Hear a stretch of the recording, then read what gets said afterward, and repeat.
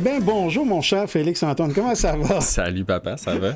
C'est pas trop naturel, hein, de se parler comme ça. C'est pas grave. Hey, écoute, ce que je te propose aujourd'hui, c'est de faire, avec nos auditrices et nos auditeurs, un retour sur notre voyage en Écosse au début du mois de juin 2025. Ouais. De se remémorer nos moments sur Islay, à Campbelltown, sur l'île d'Arran, puis finalement à Glasgow. Ouais. Avoir tes impressions, c'était ta première expérience? Oui, absolument. En Écosse. Première fois en Écosse. C'était une sorte de voyage initiatique dans l'univers du whisky. Ouais, vraiment. Ça change quand même énormément la perception du produit, de savoir un peu comment c'est fabriqué, puis d'avoir l'occasion de goûter à autant de trucs. Ça change vraiment, puis ça nous amène, puis probablement on va en parler à un moment donné, mais je pense qu'à apprécier et à respecter le produit, mais aussi tous les gens qui travaillent dans l'industrie des distilleries, là, qui font un travail de passion, un travail de patience, puis comme tu dis, on voit plus le whisky de la même façon après avoir visité des distilleries. Non, absolument pas. Et c'est important de mentionner que tu avais un intérêt au départ, le whisky, puis dans le fond, il y avait un intérêt pour toi d'aller en Écosse avec moi. Ben oui, passer du temps ensemble. Passer du temps ensemble, ça. Faire un premier voyage international à deux, puis après ça, ben, le plaisir de pouvoir découvrir tout ce qui est lié au whisky, puis à l'Écosse. Oui, c'est ça. C'est un intérêt partagé. Ouais. Puis, tu sais, pour faciliter nos échanges, nos discussions, on va, si ça te tente, goûter à un de mes achats là-bas. Ben oui, c'est sûr. J'en avais déjà parlé dans des émissions avec Camille. Mon désir, puis je me rappelle, c'était dans le spécial Fête des Pères, d'avoir le Benriach Smoky 12. Eh bien, je l'ai trouvé au Whisky Shop de Glasgow.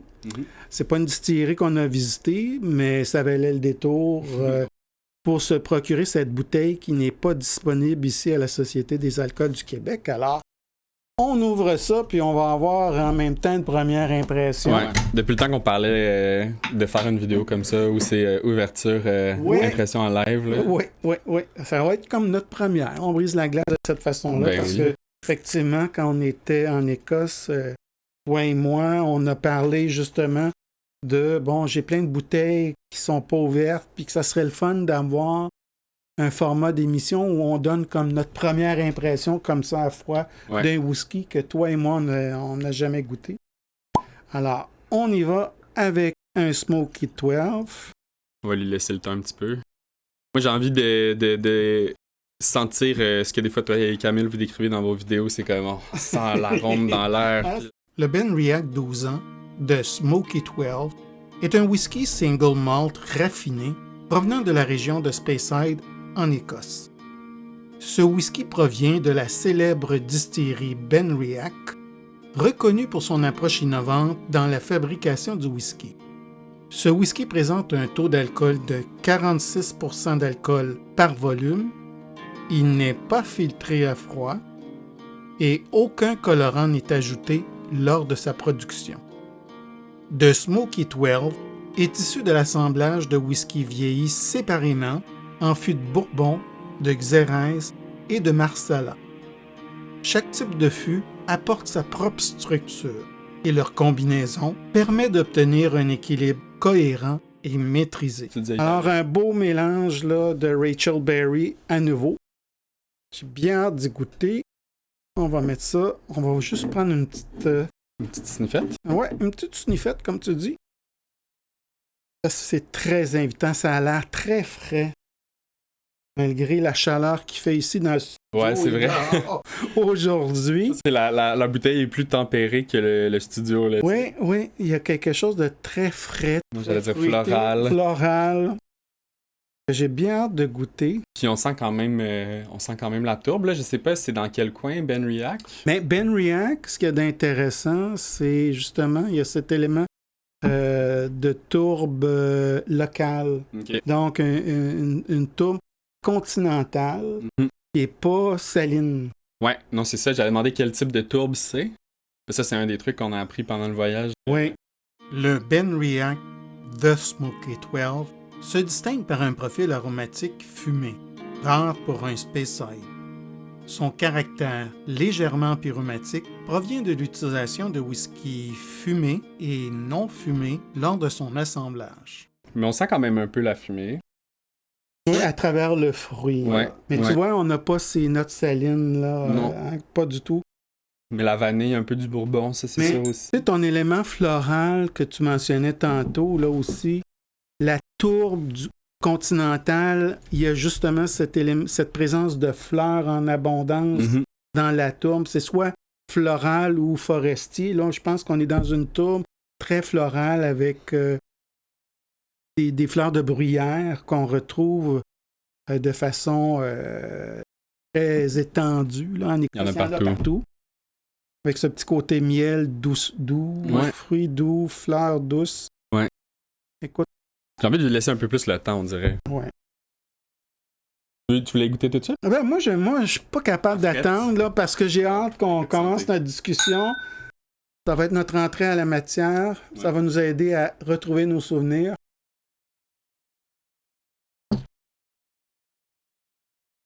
Ouh. Sans le chéri tout de suite en bouche, hein? C'est... Moi, je le trouve très onctueux. Oh, la fumée là, qui vient d'apparaître, là. Au début, c'est le fruit, la douceur. Et là, il y a une fumée très, très douce qui se fait savoir. Ouais, puis je trouve qu'on regoute un peu la vanille en fin de gorgée, là, une fois que la fumée passe. Mais c'est vraiment un très, très bon. C'est vraiment un bon whisky. C'est ça, parce que juste avant l'émission, je disais à Félix-Antoine que actuellement, Benriach, c'est une des distilleries qui me fait triper. Que j'ai vraiment, là... Shout-out à la, comment tu disais, maître distilleuse, qui est une femme. Oui, à Rachel Berry, qui a été une des premières maîtres distillateurs. Qui est allée à la bonne école avec Bill Lumsden de Glenmorangie aussi. Puis sa force à Madame Berry, c'est sa connaissance des fûts, sa connaissance de ce qu'elle a, ce que Benriach possède dans ses chais. Elle arrive à faire des miracles au niveau de ses assemblages là, avec les différents fûts qu'elle a. Puis souvent, ce que j'aime de Benriach, c'est un minimum de 3 ou 4 fûts par whisky. Ouais. Alors, c'est équilibré finalement. Oui, puis c'est une belle alchimie. Ouais. Non, je suis d'accord, on sent les différents éléments. Oui. Puis écoute, la couleur est magnifique aussi. Là. Aussi. Alors, l'objectif de cette émission, c'était pas parler de whisky. Non, même si c'est plaisant. Ouais, c'est ça. On pourrait. J'aimerais qu'on fasse un retour sur le voyage.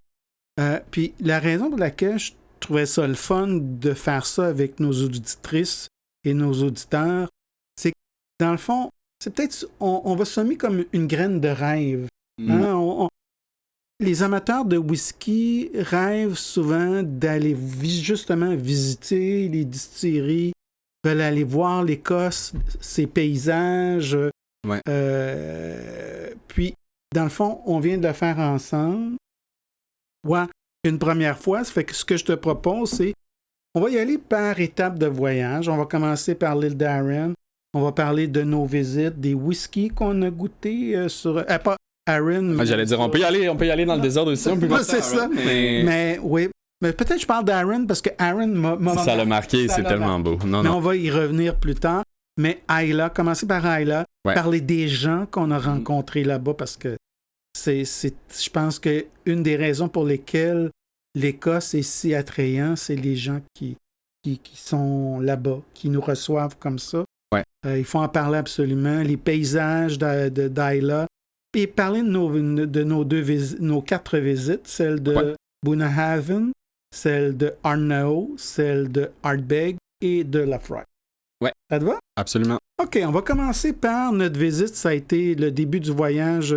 C'est fait par une première visite à Bunnahabhain. Ouais. En fait, c'était la toute première distillerie que tu visitais dans ta vie. Première impression quand tu es arrivé sur place. Ben, c'est vraiment un beau site, en fait, là. On est en bord de mer, puis... On est dans une baie aussi. Absolument, c'est ça. Un petit chemin agricole, tu sais, qu'on suit pour se rendre... Au bout du chemin. Fait que, tu sais, je pense que c'est une belle entrée de jeu pour, justement, une première visite, tu sais. Je trouve qu'on a vu un peu de tout, puis la personne qui donnait la visite était aussi très, très connaisseur. Fait que des beaux échanges, finalement. Mais moi, c'est vraiment l'odeur en rentrant dans la distillerie. Ben, tu sais, au début, tu suis le corridor, puis déjà, tu sens un peu l'orge, mais comme une fois que tu rentres vraiment dans l'espace où on commence à distiller, là c'est comme, wow. À quoi tu pourrais comparer ça? Ou les notes que tu détectais, là? Mais c'est comme une céréale sucrée, genre, tu sais, comme un, je sais pas, des céréales de son, je sais pas, tu sais, comme... fait que ça goûte un peu comme, ben pas l'herbe, là, mais tu sais, presque le grain, là. Mais c'est ça, avec un côté un peu parfumé, sucré, genre... Comme un mélange de céréales douces, mais de jus de fruits. Oui, aussi. Un mélange de tout ça ensemble, hein? Ben, les jus de fruits, je pense que c'est pas ce qui m'a marqué à Bunnahabhain, mais tu sais, quand tu rentres dans l'espace où il y a les distillats dans d'autres distilleries, par contre, là, vraiment, des fois, le New Spirit, il sent le fruit à côté. Ouais. Mais oui, moins à Bunnahabhain. On dirait que c'est moins ça qui m'a marqué. Ouais. Moi, j'ai été... quand même, Bunnahabhain, c'est une des plus grosses distilleries d'Islay. Après Kalila, je pense que c'est la deuxième distillerie en termes de litres par année, en termes de production. C'est des installations qui sont assez compactes. C'est vrai que c'est petit, hein? Ça a l'air petit. Ils ont énormément... En fait, il y a 2 énormes silos à l'arrière qu'on n'a pas vus, qui sont remplis de grains, donc ils sont... d'entreposage. Oui, c'est serre d'entreposage, et les chais ne sont pas nécessairement sur le site, sont un peu éparpillés là, un peu plus loin sur la route, là, le long du détroit d'Islay. Donc, c'est un site qui m'a paru compact. Même les alambics ont l'air serrés. C'est très fonctionnel, en fait. Oui. Tu sais, comme... puis le côté, c'est en hauteur aussi, mais... Tu sais, t'as raison, c'est un petit site quand même pour la production qu'on y voit, là. Petit site, en tout cas, un petit site, puis en termes d'espace, c'est tellement restreint que les condenseurs tubulaires sont situés à l'extérieur de la distillerie parce que il manque de place. Ouais. Il y avait un autre aspect aussi qui t'avait marqué, je me rappelle, quand on en a parlé, c'est le côté environnemental aussi de la place. Oui, parce que, dans le fond, souvent, après la production du mou, les résidus de céréales, souvent, sont utilisés pour nourrir les animaux des fermes.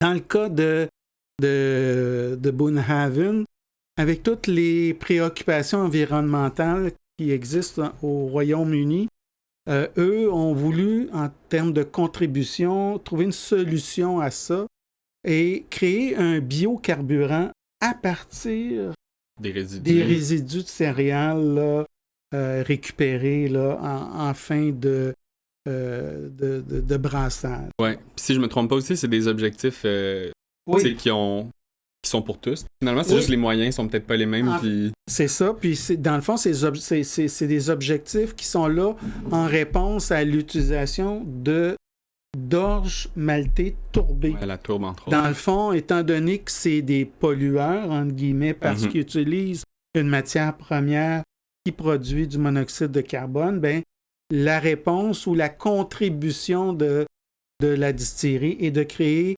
comme des mini-bûches à partir de ces céréales qu'on parvient à faire sécher et à compacter par la suite là, pour créer justement ce biocarburant. Moi, j'ai trouvé ça intéressant comme solution et comme contribution là, aux obligations légales de la distillerie. C'est une des seules distilleries qui en a vraiment fait mention, je pense, puis qui mettait ça de l'avant, même si, bon, c'est pas les seuls, là, mais j'ai trouvé ça cool qu'ils en parlent.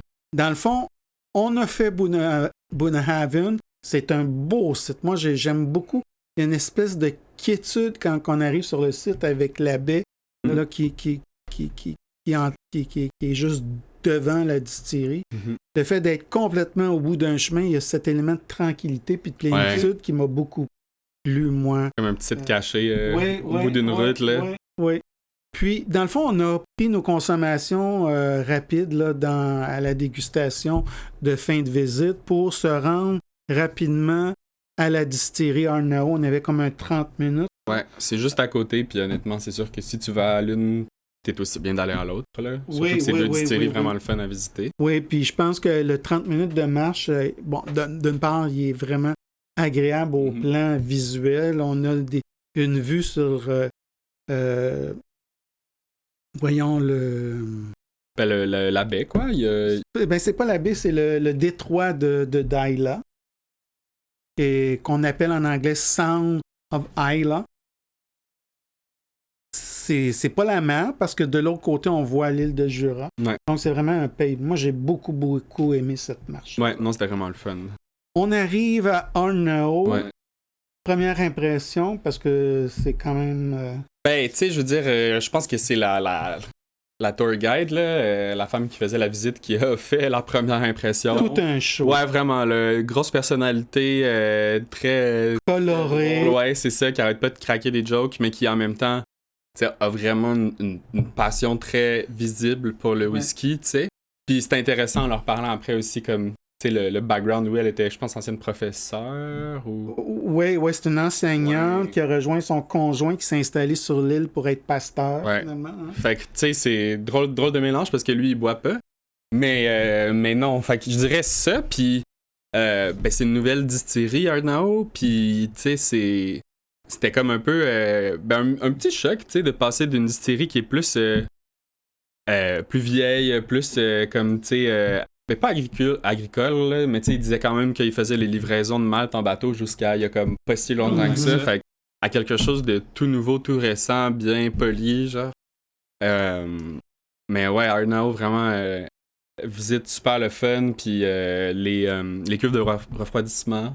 Évidemment, je pense que c'est un des features. Tu parles des en serpentin, là. Cuves à serpentin à l'extérieur, là, qui sont un peu comme... On veut qu'ils vont devenir l'icône de, je pense, cette distillerie. Là. Quand tu arrives, là, c'est 2 cuves assez imposantes. Ouais, puis, tu sais, je pense aussi, en tout cas, c'est un des whiskies que j'ai ramené du voyage, le inaugural. Non, c'est le Arnao Society 2024, c'est ça? C'est ça. L'Arnao Society 2024 représente une expression exceptionnelle du savoir-faire de cette distillerie d'Islay. Cette édition limitée, réservée exclusivement aux membres de l'Arnao Society 2024, témoigne d'un vieillissement méticuleux de 5 années dans une combinaison d'anciens fûts de Xérès, Oloroso et de quart de fût Pedro Jiménez. Embouteillé à la force naturelle du fût à 59,1% d'alcool par volume, ce whisky préserve son caractère authentique grâce à l'absence de coloration artificielle et de filtration à froid. C'est un whisky incroyable. Tu as eu la chance de goûter là-bas après la visite. Ouais, absolument. Tu es allé au mini-bar? Au bar. Puis vraiment, tu sais, pour un jeune whisky, je sais pas, c'est Arnao, moi, c'est vraiment à surveiller. Je pense que c'est une distillerie qui fait très, très bien ça. C'est drôle parce que tu as le même discours que moi quand j'ai goûté la première fois le Arnao Inaugural Release qui m'avait... Que je t'ai ramené. Oui, que tu m'avais ramené de Londres. Ouais. De Londres, c'est vrai. Qui m'avait jeté par terre, là, puis j'y ai regoûté là-bas, puis j'ai eu encore le même plaisir. Mais moi, ce qui m'a frappé de Arnao, c'est l'audace. Ouais. Tu rentres là, bon, d'une part, comment je dirais, la dame qui nous fait la visite, la guide, c'est ça, je cherche. Un peu effrontée, parle de sexy. non, mais je me souviens comment elle parlait contre le groupe Diageo. Diageo. Ouais, elle avait travaillé chez Diageo. Pendant 1 an, c'est ça. Puis elle a pas aimé ça. Ouais. Puis là, elle se retrouve dans une petite distillerie. Ouais, elle peut tout faire. Elle peut tout faire, où la créativité est de mise, là, puis pour elle, c'est un univers complètement différent. Mais c'est l'audace. Tu arrives, on arrivait de Bunabin. Pas le droit de prendre de photos. Là, ah oui, ouais, exactement, à cause des dangers puis tout. flamèches. C'est la seule place, en plus, où ils ont vraiment insisté là-dessus. Il y a d'autres endroits où j'avais pas le droit d'avoir de flash. à Springbank, entre autres. Là, t'arrives, voir si la distillerie va exploser parce que vous prenez des photos. Elle qui jokait. Non, mais c'était... Non, mais elle a raison, il fumait des clopes en dedans dans le temps. Tu sais, c'est comme elle, et genre, ben là, on s'en crisse-tu de ton flash, là, tu sais, genre. Puis, non, c'est ça. Puis l'autre affaire, tu sais, elle dit ça au départ, avant que la visite commence. Puis une autre chose, c'est qu'elle dit à un moment donné, là, à la fin de la visite, vous allez avoir la chance de sentir le New Make Spirit. J'ai une bouteille, vous allez asperger vos mains, vous allez sentir. Mais, vous savez, si j'ai le dos tourné, puis vous dévissez la bouteille, puis vous en versez dans votre verre, puis je le vois pas... Ouais, il n'y aura pas de problème. Il n'y aura pas de problème, hein? Mais déjà là, tu sais, c'est comme... Wow! Okay. Ouais. Le petit côté rebelle là, que j'ai trouvé intéressant. Ouais, absolument. Puis, lors de la visite, on arrive aux cuves de fermentation avec la levure qui faisait effet dans le mou. On voyait les gros bouillons, puis c'était... si vous voulez, vous pouvez prendre avec votre main, goûter à ce mou fruité. Écoute, c'était pour moi, bon. C'était comme wow! Ouais, non, vraiment. La chance de faire ça, jamais j'aurais cru qu'un jour je pourrais goûter à même les cuves de fermentation. Le mou, ça a été... Puis c'est un goût vraiment merveilleux. Très fruité. J'allais dire comment tu le décrirais, ouais, c'est ça. Hein? Puis c'est une bière, mais sans la présence doublon. C'est vraiment là, le côté un peu plus épicé de la bière. Là. Amer, presque. Amer, là, on est dans un jus de fruits. Ouais. C'est un jus de fruits pour moi, puis c'est là qu'on voit que, comment je dirais, quand c'est bien parti un whisky, ça donne de bons whisky. Ouais, puis après, je pense aussi c'est un peu comment différentes distilleries décident de s'attaquer à la fabrication d'un whisky, tu sais, parce que je pense que ça, c'est l'approche Ardnau de dire, bon, mais on met beaucoup d'énergie dans le New Make Spirit, c'est une jeune distillerie, fait qu'on mise beaucoup sur faut que ça soit bon, tu sais, versus d'autres distilleries, on en parlera tantôt, la Frog, mais tu sais, genre, moi, c'est... mis sur les fûts? Ben, sur les fûts, peut-être, ou le fait de tourber d'une certaine manière, parce que c'est aussi une de leurs particularités, mais tu sais, leur New Make Spirit était dégueulasse, là, tu sais, genre. Puis pourtant, leur whisky était écœurant, là, tu sais. Fait que c'est comme... Je pense que chaque distillerie décide, bon, ben nous, on va vraiment mettre l'accent sur telle affaire, tu sais, puis c'est ça qui va faire notre whisky quelque chose de spécial, puis... Ouais. Puis je pense que c'est pour ça qu'ils peuvent le vendre à un si jeune âge. Ouais.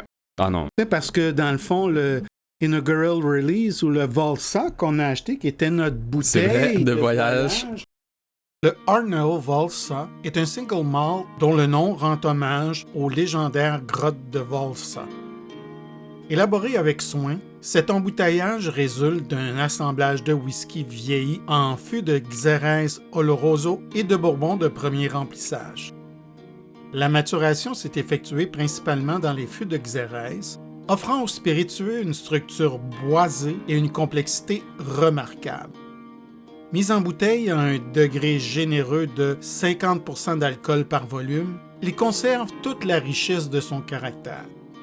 Non filtré à froid et sans ajout de colorant, le Volsa reflète fidèlement l'authenticité et le côté artisanal de la distillerie.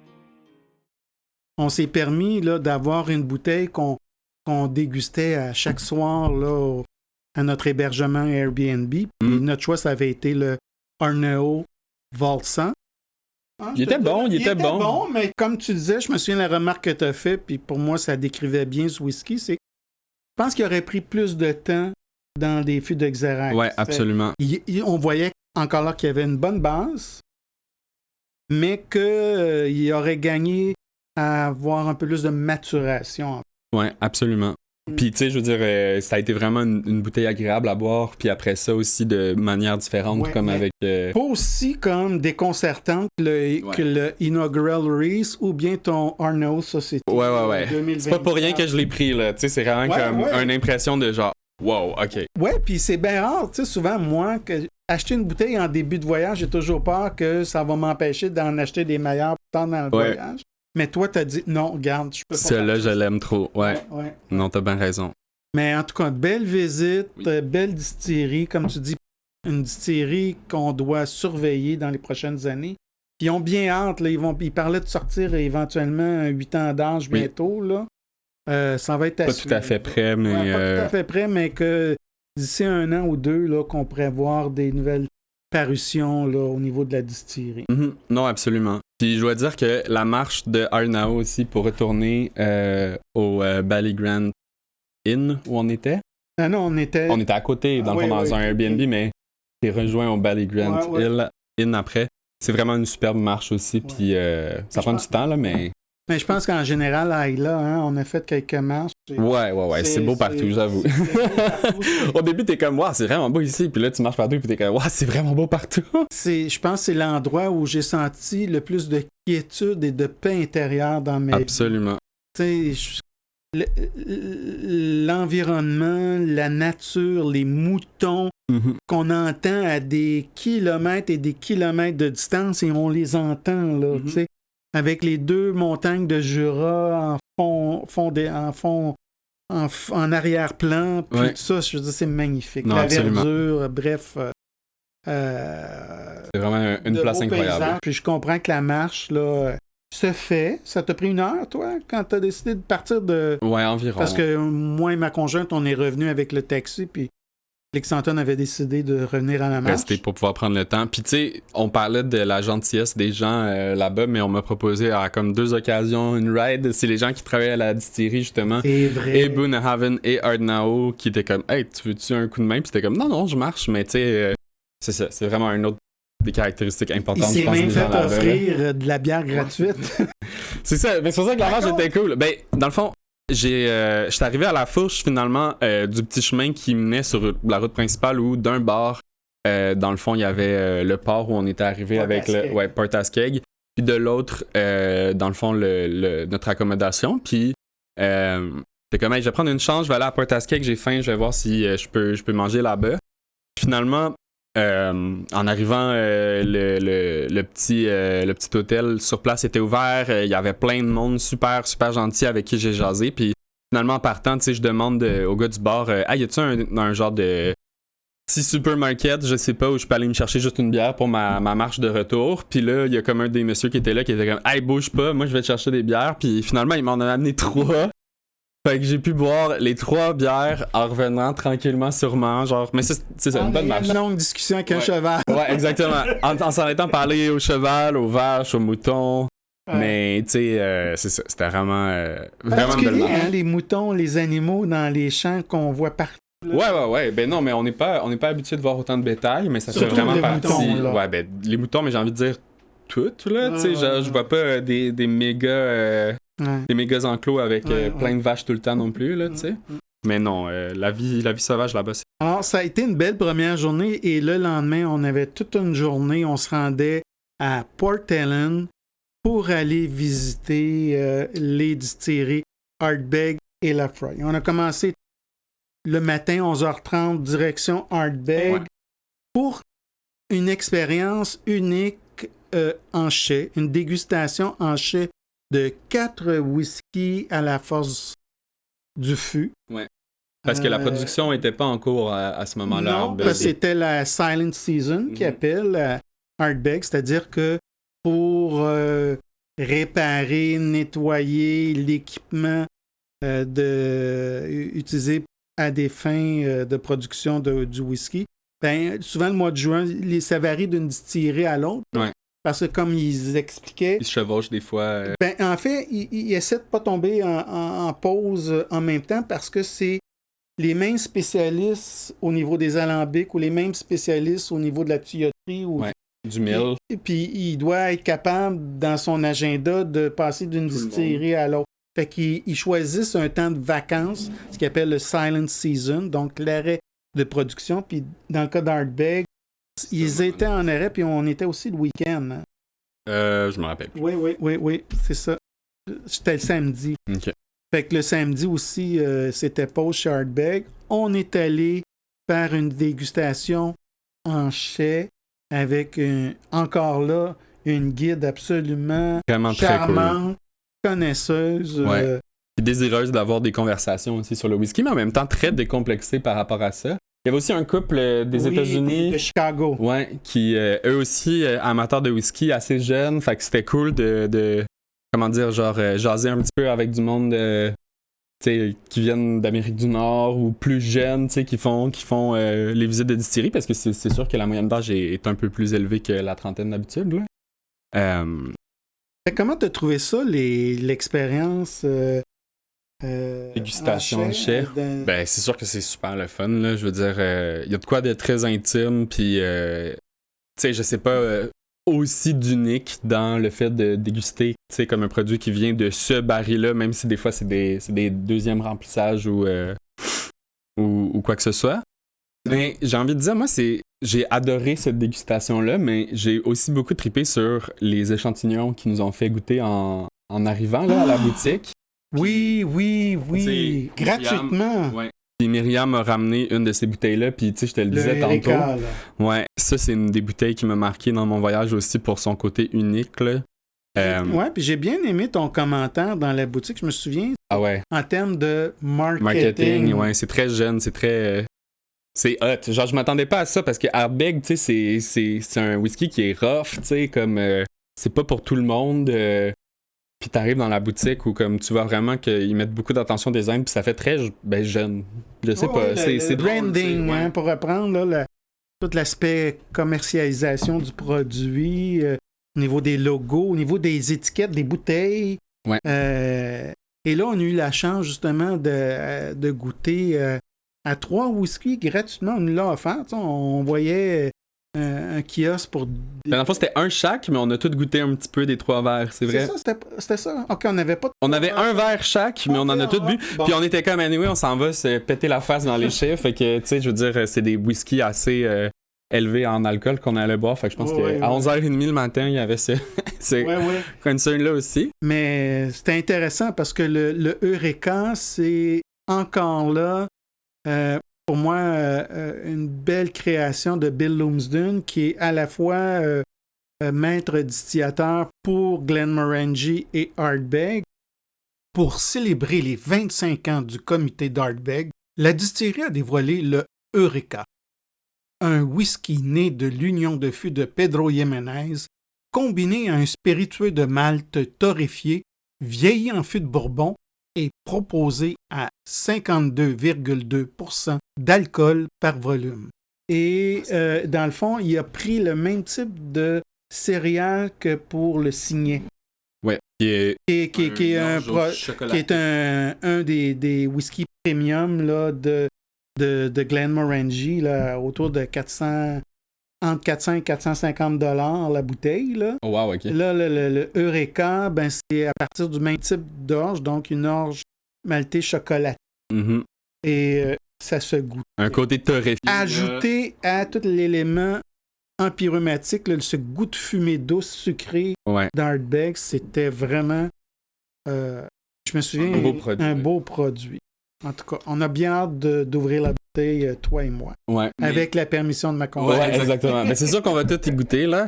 Mais je dirais l'histoire aussi là-bas, parce qu'il y avait comme aussi il y avait un livre sur place, puis il parlait de l'histoire de Ardbeg, les ouvertures, les fermetures, tout ça. Fait que. Mais non, c'était vraiment le fun aussi. Puis tu sais, je veux dire, on était encore au début du voyage, puis déjà, tu sais, ça l'annonçait vraiment énormément de différences entre les différentes visites de distillerie. Puis c'est ça, comme je disais un peu plus tôt, comment elles brillent toutes par leur personnalité assez unique, là. Ouais, ça c'est vrai. On en reparlera. Mm-hmm. Je le veux bien. Puis, c'est sûr que 11h30 le matin, des whisky à la force du fût, ça rentre dedans. Moi, je vous avoue que quand on a pris la direction de Lefroy, là, les 50 minutes de marche étaient bienvenues. On marchait pas tout le temps droit le long du chemin. C'est ton père qui avait fini les verres de la Myriam, là, de sa conjointe. Ouh là là. Mais moi, j'ai trouvé cette expérience-là unique et vraiment... Absolument. Je vais me souvenir toute ma vie, je pense. Là. Ouais, moi aussi. Arrivons à Lefroy, qui est autre chose. Ouais, moi, j'avoue que Lefroy, c'était un peu la distillerie que j'ai le moins aimé visiter. Ce qui est malheureux parce que c'était en allant en Écosse, une des distilleries que j'étais le plus excité de voir. C'est un des whiskies que toi t'aimes. Ouais. J'aime beaucoup. Fait que c'est ça, tu sais, je pense que... La déception est venue d'où? Ben, c'est juste que on venait de visiter 3 distilleries vraiment fortes en personnalité, puis t'arrives à Laphroaig, puis c'est très industriel, j'ai trouvé. L'étage où... les étages... Les planchers de Malta. Ouais, ils font fumer l'orge, ben c'est... En fait, ils font germiner, c'est pour la germination. Il y a la germination, puis après, c'est vrai, il y a le fait de fumer après, à côté dans le kiln. Kiln. Fait que cette partie-là était le fun, mais... C'est plus impersonnel, moi, j'ai trouvé. Oui. Puis je me demande à quel point, tu sais, c'est la distillerie ou la guide qui était moins comme passionnée, allumée. On était beaucoup aussi. Ouais, on était beaucoup comme groupe. Ouais. Puis j'ai pas trouvé que... Tu sais, comme... Il y avait moins ce côté-là, genre, enchanteur, comme... Peut-être parce que c'est aussi le produit, Laphroaig, là, c'est pas pour tout le monde, mais tu sais, comme... le New May Spirit était pas très bon, comme je disais, genre... tu sais, l'odeur sur place, même si, comme, tu sais, l'orge, puis dans le gros four, ça sent bon, là, tu sais, comme... Mais, je sais pas, c'était pas comme... c'était pas aussi cute, mettons. Puis moi, ce que j'ai trouvé un peu plate à Laphroaig, c'est comme cette interdiction de s'approcher des alambics. Parce que c'est à un autre étage. Comme on avait un escalier qu'on pouvait prendre pour se rendre, puis on n'avait pas le droit d'être près des alambics. Ça, j'ai trouvé ça un peu dommage. En tout cas, de mon point de vue, du monsieur qui a le goût de prendre des photos pour sa chaîne YouTube. J'ai trouvé ça comme... tu sais, puis... Puis, tu sais, je trouve que les planchers, c'est impressionnant. Il y a 2 étages sur lesquels ils font germiner l'orge, mais j'ai pas trouvé qu'on nous a vendu beaucoup ce côté unique de Laphroaig. Ouais. Mais comme si des fois, c'est peut-être juste une question de guide. Hein? Ouais, c'est vrai, c'est peut-être une question de guide. Puis les dégustations qu'on a fait là-bas, par contre, c'était très bien. Ah, c'est ça. Myriam et moi, on a ramené des mini-bouteilles parce qu'on était un peu plus sages cette fois-ci, puis on voulait être capable de profiter du reste de notre journée. Ouais. Et écoute, quand même, on avait un beau choix. On avait le Laphroaig de Castrand Batch 15, 16, 17 dans nos petits échantillons. On avait le Sherry Oak Finish, on avait du Lord. On avait comme on n'était pas dans le Laphroaig Select, bas de gamme. On nous offrait des beaux choix. Ouais, mais ça reste que je pense que, en rétrospective, de tous les distilleries que j'ai visitées, c'était peut-être celle que j'ai le moins aimée.